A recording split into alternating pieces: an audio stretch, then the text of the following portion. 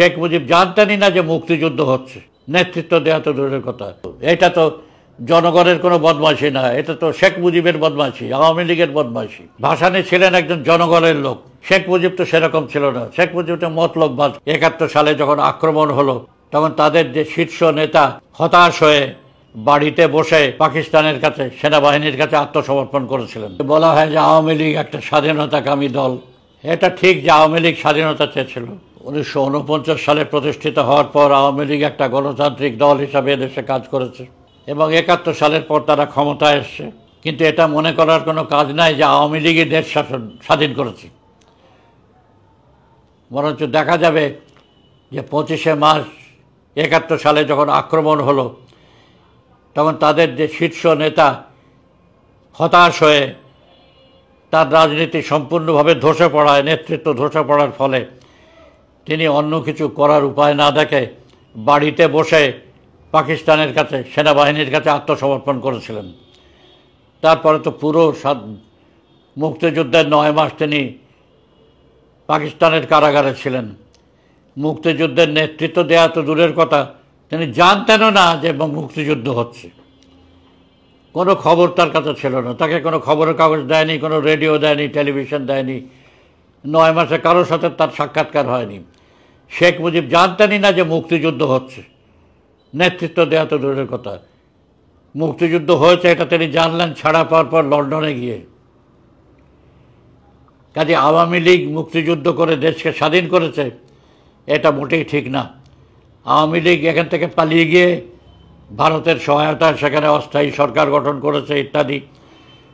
তারপরে ভারত তাদেরকে সব রকম সাহায্য দিয়েছে, তাদের খাওয়া পড়া থেকে আরম্ভ করে তাদের যত রকম দলীয় ব্যয় নির্বাহ সব তো ইন্ডিয়ার টাকায় হয়েছে। এবং যাকে মুক্তিযুদ্ধ বলা হয় সেখানে ছেলেরা অনেক লড়াই করেছে, তাদেরকে সামনে পাঠিয়ে দেওয়া হয়েছে। কিন্তু আওয়ামী লীগের লোকজনরা খোদ তারা তো কিছু করেনি। এই যে তোফায়েল আমু থেকে আরম্ভ করে রাজ্জাক, এগুলো তো কোনো লড়াই করেনি। শেখ মুজিবের ভাগ্নেটার কি নাম ছিল যেন, হ্যাঁ, সেও তো কোনো লড়াই করেনি। কিন্তু পরে বড় বড় নেতা হিসাবে তারা এবার লড়াই না করি ভারতের সাহায্যে। তাহলে আওয়ামী লীগ স্বাধীনতা কামনা করেছে আগে, যুদ্ধর আগে, কিন্তু তারপরে আওয়ামী লীগ দেশ শাসন স্বাধীন হওয়ার পর ক্ষমতায় এসছে। ক্ষমতায় আসার পর তাদের আসল চেহারা দেখা গেছে। একটা দল অনেক কিছু বলতে পারে, কিন্তু তাদের আসল চেহারা বোঝা যায় যখন তারা ক্ষমতায় আসে। শেখ মুজিবের ক্ষেত্রেও তাই ছিল। 49 সালে আওয়ামী লীগ হওয়ার সময় থেকে তো অনেক কিছু কথা তারা বলে এসছে, অনেক বড় বড় কথা, গণতন্ত্রের কথা, হ্যাঁ, দেশের লোকের খাওয়া পড়ার কথা। কিন্তু তাদের আসল পরিচয় বোঝা গেল ক্ষমতা আসার পর। 1971 সালের পরে যে শেখ মুজিব ক্ষমতা এলেন তখন তার তো আসল চেহারা ধরা পড়ল। তিনি যে কী জিনিস, দেশের জনগণের সাথে যে তার কোনো সম্পর্ক ছিল না, যা মৌলানা ভাসানীর ছিল।